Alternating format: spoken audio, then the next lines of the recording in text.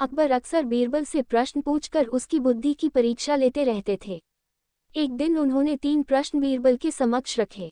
वे प्रश्न थे: ईश्वर कहाँ रहता है? ईश्वर कैसे मिलता है? ईश्वर क्या करता है? प्रश्न सुनकर बीरबल ने कहा, जहाँ पनाह, मैं इस प्रश्न का उत्तर सोच विचार कर कल दूंगा। अकबर ने बीरबल को दूसरे दिन तक का समय दे दिया। घर जाकर बीरबल इस प्रश्न पर सोच विचार करने लगा। पिता को विचारमग्न देख बीरबल के पुत्र से रहा न गया और वह पूछ बैठा, पिताजी, क्या बात है? आपने जब से घर में प्रवेश किया है तब से सोच में डूबे हुए हैं। बीरबल ने अकबर द्वारा पूछे गए प्रश्न अपने पुत्र को बताए। प्रश्न सुनकर वह बोला, पिताजी, इस प्रश्नों का उत्तर बादशाह सलामत को मैं दूंगा। आप कल मुझे अपने साथ दरबार ले चलिएगा। बीरबल राजी हो गया। अगले दिन वह अपने पुत्र को साथ लेकर दरबार पहुंचा।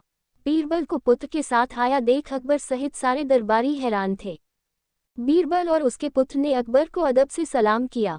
फिर बीरबल बोला, जहाँ पनाह, मैंने आपके द्वारा पूछे गए प्रश्न अपने पुत्र को बताए। वह उन प्रश्नों के उत्तर देना चाहता है, इसलिए मैं उसे अपने साथ दरबार ले आया। इतना कहने के बाद बीरबल ने अपने पुत्र को अकबर के सामने कर दिया। बीरबल के पुत्र ने अकबर से कहा, जहाँ पनाह, आपके पहले प्रश्न का उत्तर देने के पूर्व मैं चाहता हूँ कि आप सेवक से कहकर शक्कर घुला हुआ दूध मंगवाएं। कुछ देर में एक सेवक शक्कर घुला दूध लेकर हाजिर हुआ। बीरबल के पुत्र ने कहा, जहाँ पनाह, जरा इस दूध को चख कर बताए कि इसका स्वाद कैसा है। अकबर ने दूध चखा और बोले, इसका स्वाद मीठा है। क्या आपको इसमें शक्कर दिखाई पड़ रही है? बीरबल के पुत्र ने पुनः प्रश्न किया। नहीं तो वह कैसे दिखाई पड़ेगी? वह तो पूरी तरह से दूध में घुल चुकी है।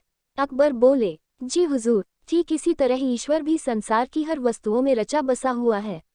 यदि उनकी खोज करें तो वह हर वस्तुओं में मिलेगा। इसके बाद बीरबल के पुत्र ने दही मंगवाकर अकबर से पूछा, जहाँ पनाह, क्या इस दही में मक्खन दिखाई दे रहा है?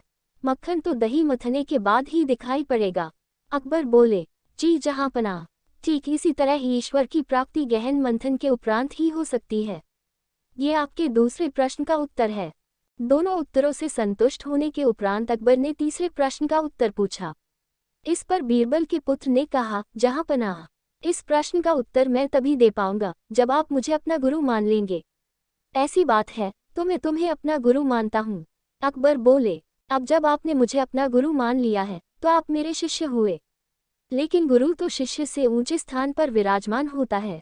ये सुनकर अकबर सिंहासन से उठ खड़े हुए और बीरबल के पुत्र को सिंहासन पर बिठा दिया। वे स्वयं नीचे आकर बैठ गए। अकबर के सिंहासन पर बैठकर बीरबल का पुत्र बोला, जहाँ पनाह, ईश्वर की यही लीला है।